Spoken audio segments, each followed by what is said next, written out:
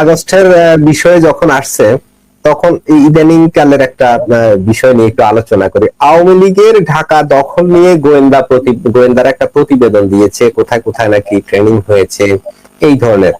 আবার গতকালকে দেখলাম সেনাবাহিনীর এক মেজর তাকে গ্রেপ্তার করা হয়েছে বা সেনা হেফাজতে নেওয়া হয়েছে। এই বিষয়গুলো এবং সরকার আবার 11 দিনের বিশেষ সতর্কতা রেড অ্যালার্ট জারিও করেছে। সরকারের ভিতরে কি অস্থিরতা লক্ষ্য করছেন কিনা এটা একটু জানতে চাই। সরকার তো ভিতরের বাহির নাই, সরকার তো কয়েকজন মানুষের সরকার, এর ভিতরে কি বাইরে কি, ওরা তো সবাই অস্থির, ওরা বিভিন্ন অস্থির, তাদের নিরাপত্তা নিয়ে তো তারা সন্দিহান। এখন প্রশ্ন হয়েছে, তারাই রিপোর্ট তৈরি করেছে যে আওয়ামী লীগ মার্চ পর ঢাকা করবে, ঢাকায় আসবে, তাহলে জাস্টিফাই করতে হলে কিছু লোককে গ্রেফতার করতে হবে। কারণ মার্চ পর তারা বলে ফেলেছে আওয়ামী লীগের ঘোষণার চেয়ে ঘোষণা তো সরকার দিয়ে দিয়েছে যে আওয়ামী লীগ এরকম ষড়যন্ত্র করতেছে। ষড়যন্ত্র যখন তারা করেছে তখন স্বাভাবিক কিছু লোককে গ্রেফতার করবে, খুবই স্বাভাবিক।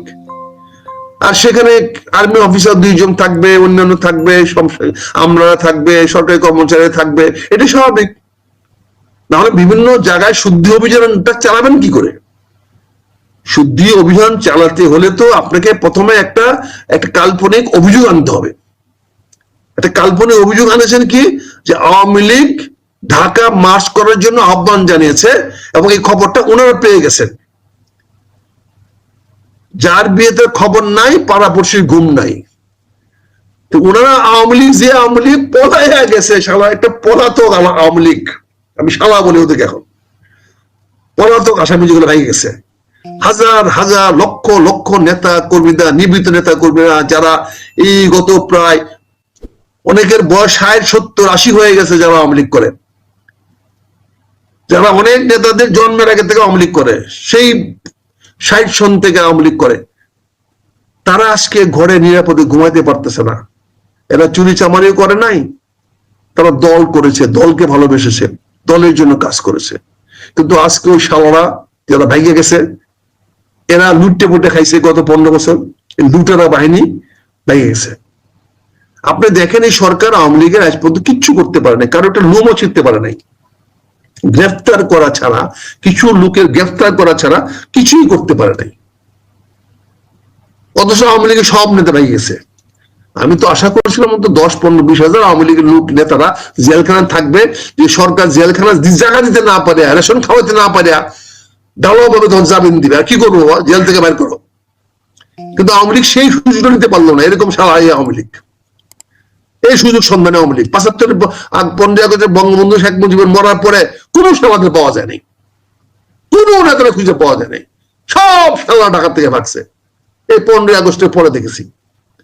আর এবার তো শেখ হাসিনা মরে নাই, তাকে বাঁচিয়ে দিয়েছে একটা বিশেষ মহল, তাকে রক্ষা করে নিয়ে গেছে, বাংলাদেশ থেকে উদ্ধার করে নিয়ে গেছে এবং তিনি স্থানান্তর করে চলে গেছেন। উনি হয়তো আবার ফিরে আসার সুযোগ হয়েছে।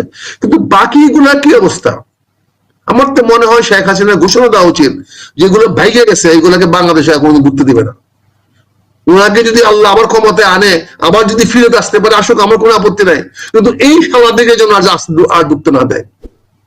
আর যেগুলো জেলখানায় পৌঁছতেছে এগুলোকে এনে আপনি কিছু বানায়েন। আর অগণিত নেতারা যারা এখনো গ্রামে বাংলায় পড়ে আছে, এদের কষ্ট বাড়াচ্ছে এই সমস্ত বাজে স্লোগান দিয়ে, বাজে বক্তব্য দিয়ে, কি করে বিভিন্ন বাহিনীকে তৎপর করার। অর্থাৎ এখন তাদের ওই কি বলে গ্রেফতার বাণিজ্য রমরমা হয়ে যায়। আমাদের সময় একই হইতো, বিএনপির আমলে কোনো একটা কর্মসূচি দিলেই দরপক্ষ শুরু হইতো এবং ব্যবসা গ্রেফতার বাণিজ্য শুরু হয়ে যেত। এখন উল্টা হচ্ছে। এখন এই সমস্ত কথাবার্তা কদিন পরে পরে বাজারে ছেড়ে দেওয়া হয়, ছেড়ে দিয়ে পরে নিরীহ আওয়ামী লীগের ধরে নিয়ে মিথ্যা মামলা দিয়ে পুলিশ ধরাচ্ছে, টাকা খাচ্ছে। 5 জনের নামে 10 জনের মামলা হয়, একজনকে গ্রেফতার করে, বাকি 9 জনের কাছ থেকে 9 লক্ষ টাকা কামাই করে নেয়, কয়েক মাসের রোজগার হয়ে যায় বা আরামসে আছে। এখন এগুলো হলো ভাওতাবাজি। বাংলাদেশের সেনাবাহিনীর একজন অফিসার আজকে বাংলাদেশে যেভাবে চলতেছে, কোন অফিসারটাকে এখন গিয়ে ওখানে গিয়ে বক্তৃতা দিতে হবে? সব অফিসার তো বাইরে, সবাই তো জনগণের সঙ্গে কথা বলতেছে। সকল জেলা লেভেল উপজেলা লেভেল আর্মি অফিসাররা মেজর কর্নেল হিসাবে ঘুরে বেড়াচ্ছে, তারা এর বাড়িতে যাচ্ছে, ওর বাড়িতে যাচ্ছে, এখানে যাচ্ছে, সেখানে যাচ্ছে, তারা কজন কার সঙ্গে কি কথা বলতেছে না বলতেছে এটা ইনকোয়ারি করা কি আছে? I wash. এটা দৃষ্টিটাকে বিভিন্ন দিকে সরানোর। এখানে এই অফিসারটাকে ধরা হচ্ছে সে আওয়ামী লীগের পক্ষে গেছে, কেন আমাদের বিএনপির পক্ষে মেজর সাহেবরা কর্নেল সাহেবরা ব্রিগেডিয়ার সাহেব কথা বলতেছে না? কেন জামাতের সঙ্গে কথা বলতেছে না? কেন জামাতের জামাই, মেয়ের জামাই, ছেলের জামাই আর্মিতে আছে না? বহাল তবিতে আছে, অনেক দলের আছে না?